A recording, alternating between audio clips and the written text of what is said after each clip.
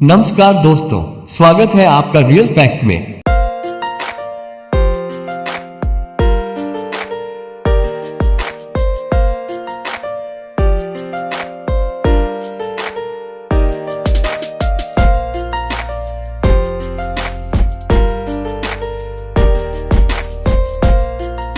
पेरियार की उपाधि दी गई थी।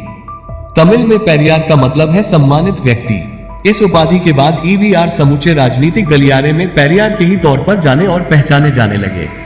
वो सामाजिक न्याय के पक्षधर थे। ऐसा समाज चाहते थे जिसमें सभी बराबर हो। जाति के आधार पर असमानता ना उन्हें बर्दाश्त थी और ना ही उन्होंने की। सामाजिक न्याय की लड़ाई को वो राजनीति की तरफ ले गए और पूरे दक्षिण भारत की सियासत ही उन्होंने बदल डाली। पेरियार अपनी सभाओं में उन सभी प्रतीकों का प्रतिरोध करते जिनसे ब्राह्मणों का वर्चस्व दिखता था। रामायण भी उन्हीं में से एक थी, खासकर श्री रामचरितमानस।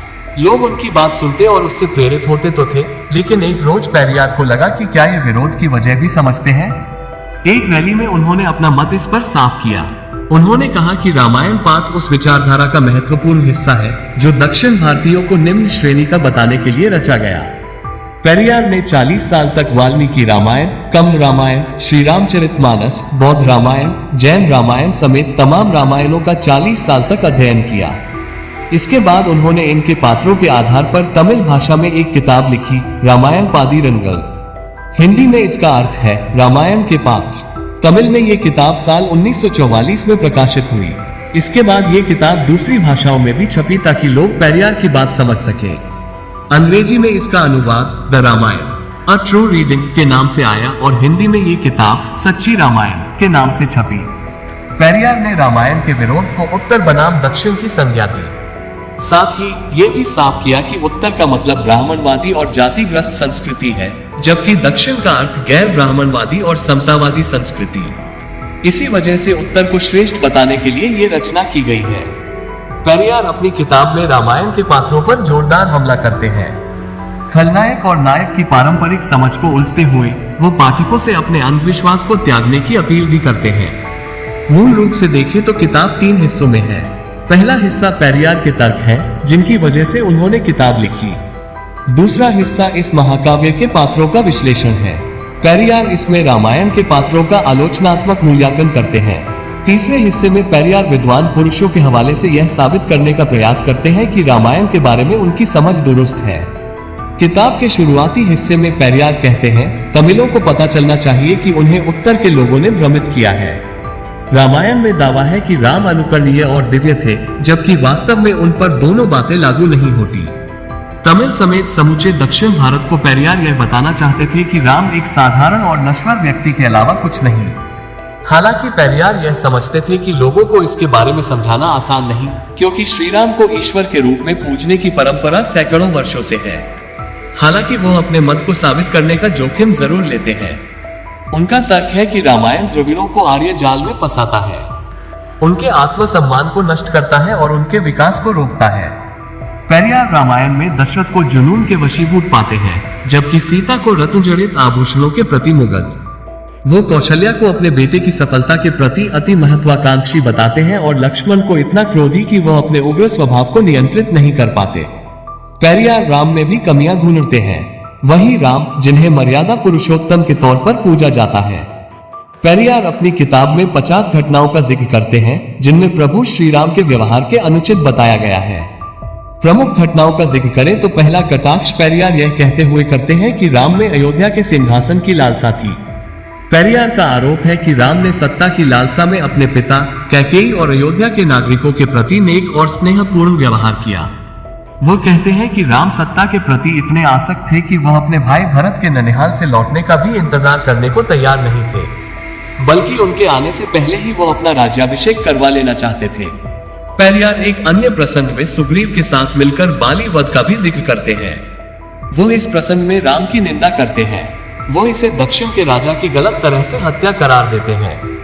पेरियार न केवल बाली को छुपकर मारने की निंदा करते हैं, बल्कि वो ब्राह्मणों पर ऐसे व्यक्ति की प्रशंसा करने पर कटाक्ष भी करते हैं। वो कहते हैं, बलि को खुली लड़ाई में हराया नहीं जा सकता था, लेकिन राम तो जीतने की इच्छा रखते थे, जिसकी वजह से उन्होंने छुपकर बलि की हत्या की। जबकि बलि ने राम का कोई भी अहित नहीं किया था। सीता के प्रति राम के व्यवहार की भी पेरियार आलोचना करते हैं। वो इसे दुर्बलों पर अत्याचार का प्रतीक मानते हैं। वह कहते हैं सीता ने अग्नि परीक्षा दी, लेकिन इसके बाद भी राम ने उनको त्याग दिया। पेरियार टिप्पणी करते हैं कि भले ही वाल्मीकि ने सीता की पवित्रता की घोषणा की, लेकिन राम ने इस पर विश्वास नहीं किया। महिलाओं के प्रति पुरुषों का ये रवैया भारतीय दृष्टिकोण का एक अभिन्न हिस्सा है। पेरियार अपनी किताब में राम पर सबसे ज्यादा आक्रोशित शंबुक वध के प्रसंग पर होते हैं। वो कहते हैं कि राम ने शंबुक नाम के एक शूद्र की हत्या केवल इसलिए कर दी थी क्योंकि वो तपस्या कर रहा था। शूद्रों का तप करना वैदिक परंपरा में प्रतिबंधित है। पेरियार इस संबंध में वाल्मीकि रामायण की पूरी घटना का जिक्र करते हैं। वाल्मीकि रामायण के उत्तरकांड में इस घटना का विवरण है। पेरियार सवाल उछालते हैं कि अगर अब राम जैसे राजा होते तो शूद्र कहलाने वाले लोगों का भाग्य क्या होता। दरअसल वो ये बताना चाहते हैं कि अगर अब भी सवर्णों का राज रहा तो शूद्र यानी निचली जाति के लोग सुरक्षित नहीं रह सकते हैं। राजनीतिक जानकारों की माने तो दक्षिण में कम से कम 60% आबादी ऐसी है जिन्हें ब्राह्मण अपने से कमतर मानते हैं। लिहाजा पेरियार उन्हें ही संबोधित करना चाहते थे। पेरियार ने अपनी किताब में राम के मांस खाने से लेकर महिलाओं की हत्या करने तक की तमाम घटनाओं पर टिप्पणियां की हैं। पेरियार के लिए राम उत्तर भारतीयों के मूल्यों का प्रतिनिधित्व करते हैं, लिहाजा वह आलोचना के पात्र हैं।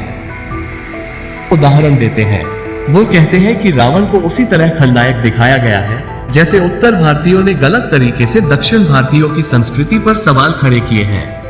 पेरियार रावण के तमाम गुण भी गिनाते हैं। वो बताते हैं कि रावण वेदों और शास्त्रों का ज्ञाता है, वो परिवार और रिश्तेदारों का रक्षक है, वो साहसी है और उसने भक्ति से कई वरदान पाए हैं। पेरियार कहते हैं कि राम रावण पर प्रभावी विजय के पात्र नहीं है। विभीषण के विश्वासघात की वजह से राम को विजय मिली। पेरियार विभीषण की भी निंदा करते हैं क्योंकि उसने अपने भाई को त्याग दिया था। पेरियार अपनी किताब में सीता हरण के प्रसंग में रावण के चरित्र की रक्षा करते हैं। वो कहते हैं कि इसे वासना के तौर पर नहीं देखना चाहिए, वो इसे बहन के अपमान के प्रतिशोध के तौर पर देखते हैं। वो कहते हैं कि रावण सीता के नाक कान काटने जैसे स्तर तक नहीं गिर सकता था जैसा लक्ष्मण ने शूर्पणखा के साथ किया था। रावण ने प्रतिशोध के लिए सीता को अगवा किया, लेकिन उसने कभी भी उनके साथ जबरदस्ती नहीं की। वो संयमित था। बल्कि पेरियार तो कहते हैं कि सीता को जंगल में अकेला छोड़कर दोनों भाई चले गए थे ताकि उसका अपहरण हो सके। पेरियार कहते हैं कि रावण देवताओं, ऋषियों और ब्राह्मण पुजारियों से नफरत करता था क्योंकि वे यज्ञ अनुष्ठान करते थे और सोम रस यानी शराब पीते थे। रावण ने ऐसे अनुष्ठानों में भाग लेने से इनकार कर दिया क्योंकि इन अनुष्ठानों में गरीबों और असहाय जानवरों पर अत्याचार शामिल था। पेरियार रावण को शाकाहारी बताते हैं। पेरियार रावण को एक जिम्मेदार और सौम्य शासक बताते हैं। वो तर्क देते हैं कि रावण अपने मंत्रियों के साथ परामर्श करता है और बहसें होती हैं। पेरियार रावण को द्रविड़ों का प्रतिनिधि मानते हैं। उसे अपनी किताब में उसी रूप में चित्रित करते हैं। वो रावण जैसे तथाकथित राक्षस को सराहनीय द्रविड़ मानते हैं। हालांकि अपनी किताब में पेरियार खरदूषण और मंदोदरी के बारे में कम ही लिखते हैं, ठीक उसी तरह जैसे रामायण में इनका जिक्र कम ही आया है।